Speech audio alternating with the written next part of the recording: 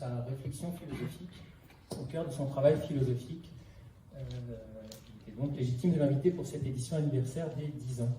Professeur émérite à l'École normale supérieure de Paris, Francis Wolf, vous êtes spécialiste d'abord de philosophie antique et l'auteur notamment de Penser avec les anciens, un trésor de toujours, qui est toujours possible de lire chez Hachette Pluriel. Vous avez poursuivi votre travail notamment dans 3 utopies contemporaines. Vous proposez de relancer une perspective utopique autour de la définition d'un nous, qui soit à la fois humaniste et cosmopolite. Cette réflexion, entamée en réalité avec Notre humanité d'Aristote aux neurosciences, et prolongée dans votre dernier essai, paru en 2019, Plaidoyer pour l'universel, fonder l'humanisme, se propose d'être une défense de l'universalisme humaniste. Alors de quoi s'agit-il? De quoi s'agit-il? Sur quoi repose l'humanité? C'est un peu la thèse dont nous discuterons tout à l'heure. Vous dites que ça n'est pas seulement sur la capacité à communiquer que les animaux peuvent avoir, ça n'est pas seulement une forme de raisonnement que la machine peut produire. C'est plus que ça, c'est une combinatoire, ce que vous appelez le logos ou le raisonnement dialogique. Mais la rationalité dialogique, nous y reviendrons.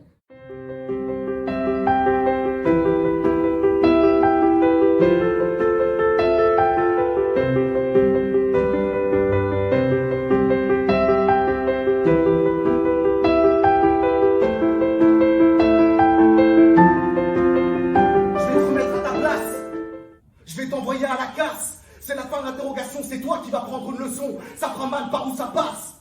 Tes menaces de rapace, ça fait peur aux petits garçons, mais moi ça me laisse de glace. Alors déplace ta carcasse, ramasse tes paperasses et viens finir la discussion dehors sur la terrasse. Si t'avais pris le micro pour débiter une dope pareille, t'étais grillé bien comme il faut de Vitry-sur-Seine à Montfermeil. En ce temps-là, tout se méritait. Aujourd'hui, tout se télécharge. Les scuds, on les volait. C'était dangereux, on était barge. Si tu voulais faire du scratch, fallait pécho 2 vraies platines. Aujourd'hui, tout le monde peut le faire avec son téléphone mobile. Tu crois peut-être que j'ai appris à rapper sur Internet, mais Internet n'existait pas. Au début, c'était Radio 7. Je te le dis, bébé. Ah, au début, c'était de la balle. Le hip-hop était une mode, mais le principe de la mode, c'est que la mode se démode.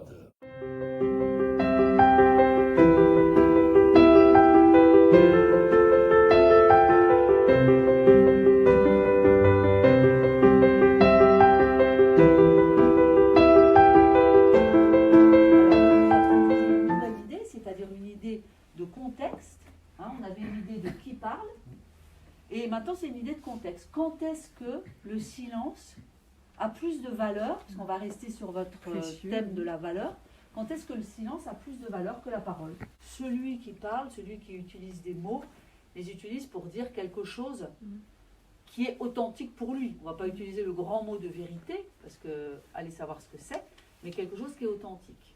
On est en train de dire, si on interprète le silence, que le silence est une forme de parole. Donc le langage non verbal, je pense qu'il peut être autant dans le silence que dans la parole.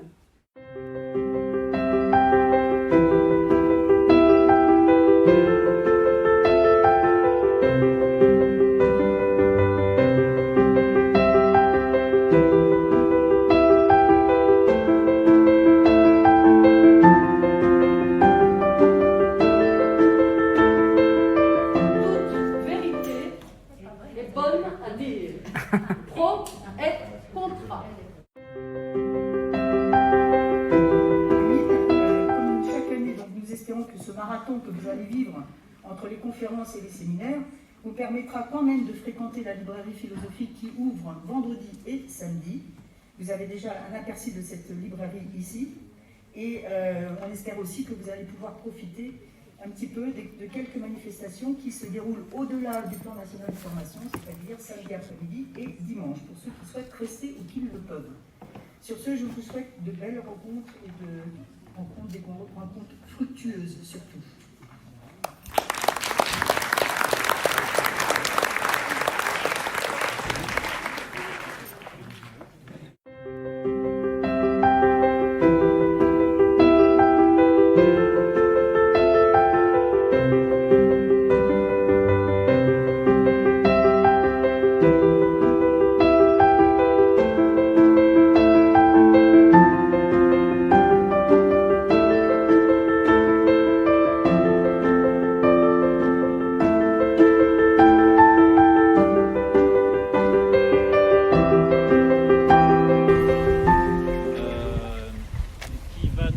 très très loin en termes de langage appliqué au récit, et en particulier comment, à travers l'histoire de Langres, cette cité a réussi le pari, parce que c'en est un, de se raconter sa propre histoire.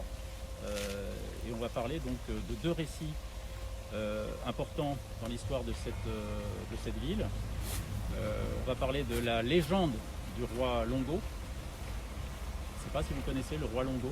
Non, ça vous dit rien. Ouais, c'est vrai que c'est un petit peu vieux. C'est bien, vous allez apprendre des choses. Et puis on va parler de Saint-Mamet. Donc c'est pour ça qu'on va aller dans la cathédrale éponyme, parce que c'est pas évident qu'une cathédrale du XIIe siècle, ici, à Langres, porte ce nom un petit peu exotique. C'est pas Notre-Dame, c'est pas Saint-Étienne comme à Autun, c'est Saint-Mamet. Voilà. Et je pense qu'on peut avancer le fait que on n'en serait pas là. On ne serait pas là aujourd'hui dans cette ville. Alors, je vais peut-être un petit peu me répéter par rapport à tout à l'heure, mais dans cette ville de moins de 8000 habitants, mais quand même, il nous en reste 7500. Cette ville n'aurait peut-être pas continué à être une ville si effectivement elle ne s'était pas racontée cette histoire, cette légende de Saint-Mamet, qui va renforcer le pouvoir de l'évêque, le pouvoir de la ville par rapport à d'autres cités qui commençaient, à l'instar de Dijon, qui commençaient à lui faire concurrence. Voilà. Et donc on va aussi parler de quelque chose qui peut paraître comme paradoxal, comment une fiction, comment un récit, comment le langage peut permettre de modifier le destin d'une ville.